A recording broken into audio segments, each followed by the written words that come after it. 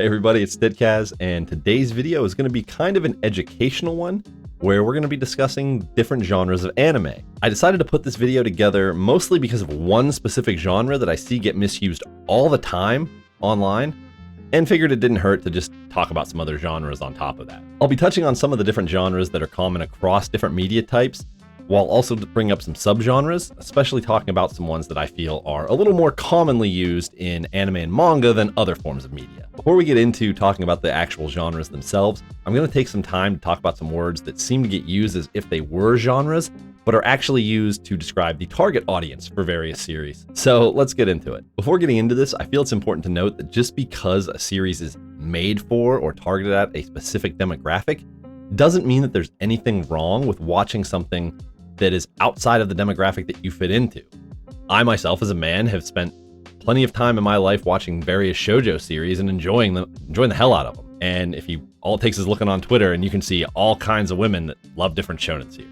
Again, the target demographic doesn't mean you can't enjoy it. It just means that's who it's originally primarily marketed towards. There's usually some differences with each demographic style, both visually and thematically, but it's not actually any hard and fast rule, and it's more just the way things have tended to work out over time. The first target demographic descriptor we're going to talk about is kodomo, or child in Japanese. As I'm sure you can guess, this is for anime and manga series that are primarily made for and targeted at young children. It's a gender-neutral term because most series made for young children like that aren't specifically intended for one gender over the other, and they're not marketed that way. With a few super popular exceptions, I assume most people watching this video probably don't watch or read too many kodomo series unless you have small children that you're introducing to anime and manga. Some examples of kodomo shows would be things like Doraemon or Hamtaro, though shows like Pokemon, Digimon, or Beyblade are also considered kodomo, which is why I say outside of a few examples, because those are super popular with people of all ages. Shows like these can tend to tread into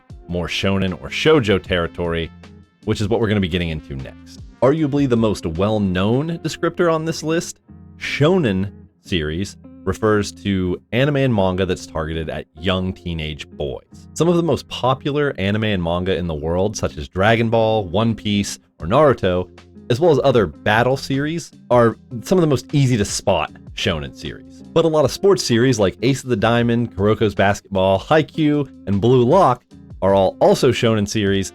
And really, shonen series can be from any kind of genre as well, which does go for all of these descriptors. A lot of these series are commonly seen starting in magazines such as Shonen Jump, which is one of the more well-known ones in the world, I'm pretty sure. My cousin even used to get them in the mail, I think every month.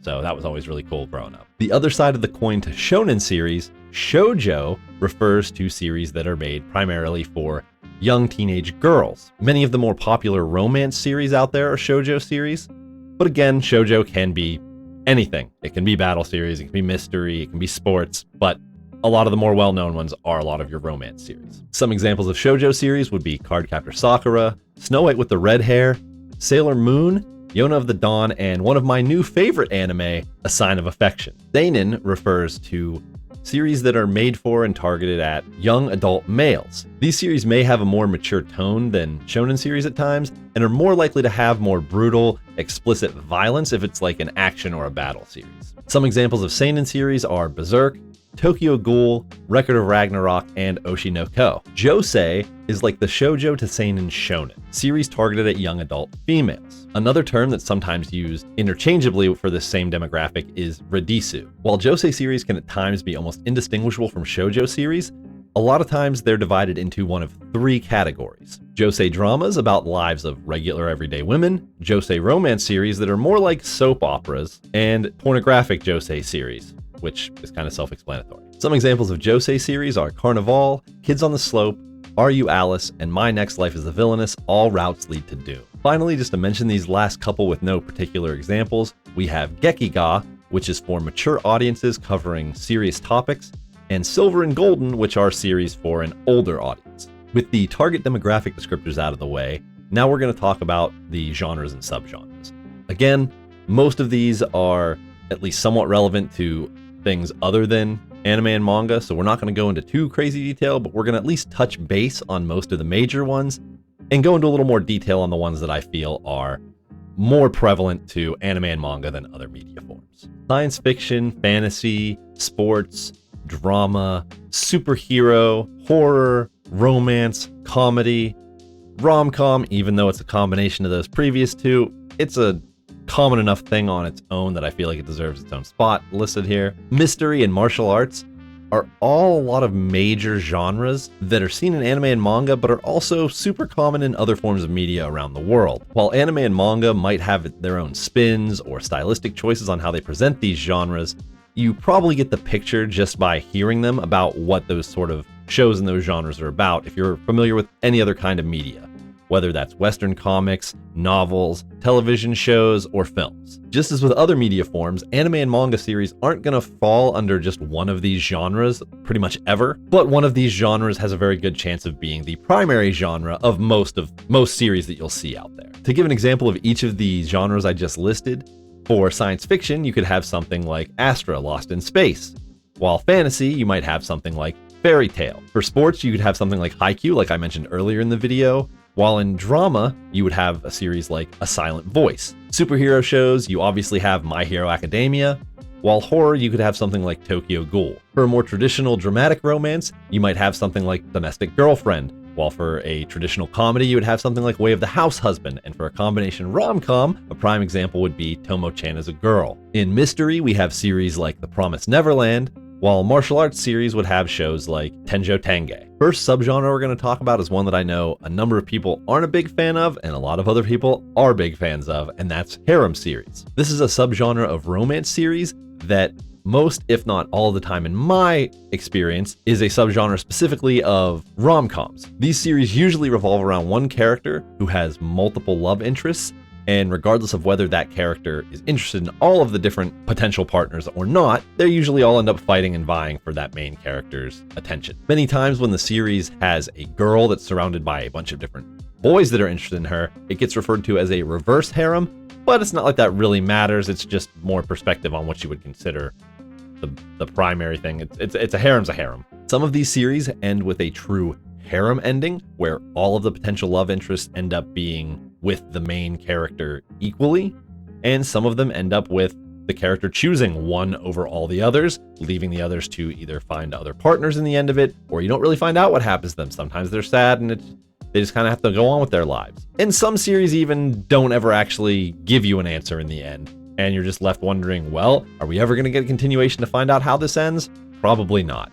Some examples of harem series are To Love Ru, Nisekoi, The Quintessential Quintuplets, and The 100 Girlfriends Who Really, Really, Really, Really, Really Love You. The slice of life genre usually revolves around more grounded stories about normal people living normal lives. I say usually, but some slice of life are more fantasy-based, and some are even set in a more darker, horror-like setting. Basically, if it's a story about a character or a group of characters' lives and how they spend their every day, there's a good chance that it can be considered a slice of life story. Many times these series have romance elements, as romance is a normal part of many people's lives, unless you're like me and you barely leave the house and meet. Many of these series are also comedies, though a lot of them are also more serious in nature. A lot of these series will actually show you a character's life over the course of a number of years, whether that's throughout their high school life, or college, or maybe even beyond that. Some examples of slice of life series are Yotsuba, K-On!, Re-Life, and Glasslip. That last one still kind of makes my head hurt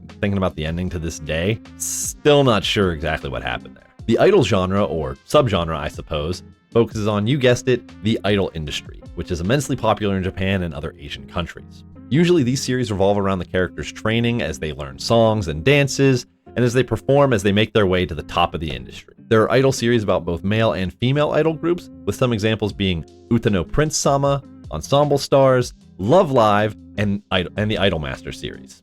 Next up is mecha series, and although mecha is definitely seen in other forms of media, I feel pretty confident in saying that anime and manga do it best, and other forms of media do their best with mecha when emulating anime and manga. These series usually revolve around robots battling, sometimes other robots, sometimes giant monsters. Sometimes they're giant robots, sometimes they transform, but they're almost always cool as hell. Some examples of mecha series include Tengen Toppa Gurren Lagann, Eureka 7, Code Geass, and of course the big one, Gundam. Magical Girl, or Mahou Shoujo, are series about girls gaining magical powers, pretty much always combined with changing outfits, and sometimes changing other characteristics, whether that's hair color and style, or their body changing into a more adult form for fighting. These shows do a great job of being examples of how girls can kick just as much ass as boys, and many of these shows are all around all-time great series. These shows usually have a good focus on the characters' everyday lives, showing how they have to balance fighting bad guys with keeping up with their schoolwork and showing how they grow as people. I've already mentioned two of the big ones earlier with Sailor Moon and Cardcaptor Sakura,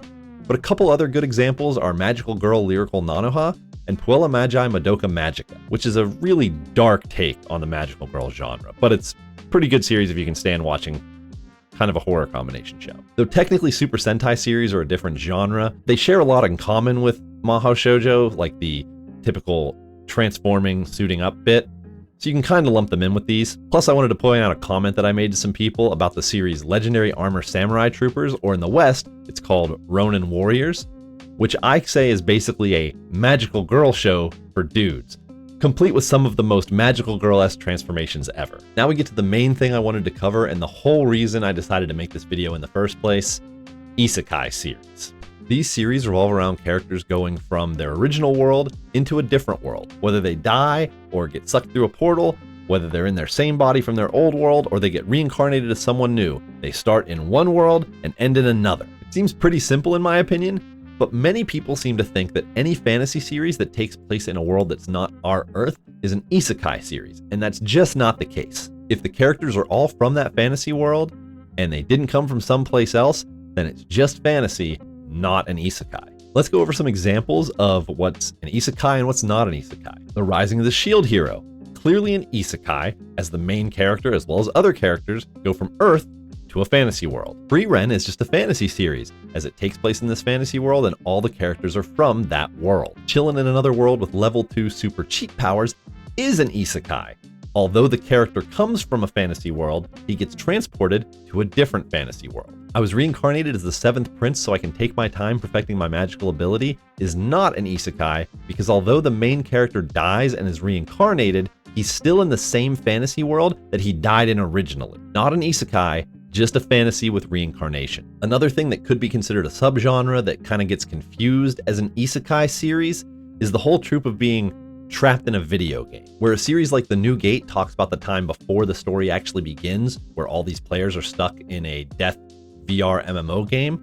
It becomes an Isekai series when the main character is transported into the actual fantasy world of the game and it is real life for him now. Sword Art Online, though considered an Isekai by many, technically isn't an Isekai, as the characters are just stuck in the game and it's just their minds playing the game, not able to log out. They're not actually transported to another world. Even the author, Reki Kawahara, says it's not an Isekai, and I really feel like you need to defer to the author on that point. Well, I think that covers everything I wanted to talk about here, and I know there was a decent bit of yapping that people probably didn't need on the general genre talks, but I still hope you were able to learn something in this video. If you learned something, or at least enjoyed the video, please give it a like and subscribe to the channel, and maybe leave a comment about something you found interesting in the video, or if there's a genre or subgenre that I didn't talk about that you'd like to bring up. For more of my content, you can catch me gaming at Twitch at twitch.tv/Ditkaz, that's Ditkaz.